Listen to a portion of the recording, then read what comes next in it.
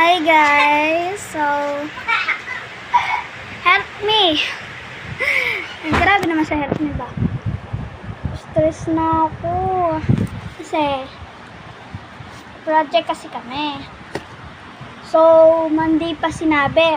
Monday or Tuesday, sinabi sa amin na gagawa ng paper doll. Hindi ako nakapag-ready. So, ito yung karton. Dapat paper doll. Tapos sabi ni ma'am ng Friday, kahapon na kailangan matibay. So, ano gagawin ko? Paper doll. So, ito yung gagamitin ko.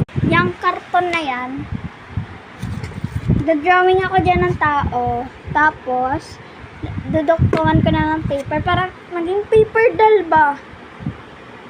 Wala akong maisip. Nag-search na ako sa YouTube na paano gumawa ng paper doll. Pero,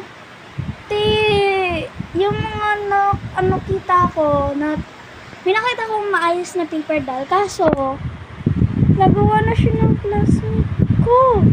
Gawa na siya ng classmate ko. Tapos, ako sabi naman ni ma'am, gaya-gaya ako, diba? So, nakakainis na yung mga nakikita ko sa TikTok, guys. Tulungan niyo ako. I mean, sa YouTube na, hindi na ako sa, Ayan o. Wala pa sir isang sulat. Look. Diba? Na-stress na ako. Wait lang. Yung look ko.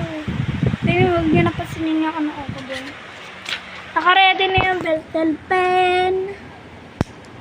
Ari, layo naman ang gunting ba? Ito yung gunting. Ito pala ipakita yung gunting. Baka maano yung So, naka-ready na silang lahat. Look. Color na lang wala kasi. Tsaka bond paper. Kuha pa ako mamaya. Pagdating ni ate, magpapatulong na talaga ako ba? Tignan nyo. Yan. Kompleto na sila. May box, may pencil pen. Tinakpan ko yung gunting kasi bawal yung pakita. So, yun. Guys. May tumatawa! Ayun naliligo sa ulan. Hindi ko yan kapatid Yung kapatid ko nasa CR, ayun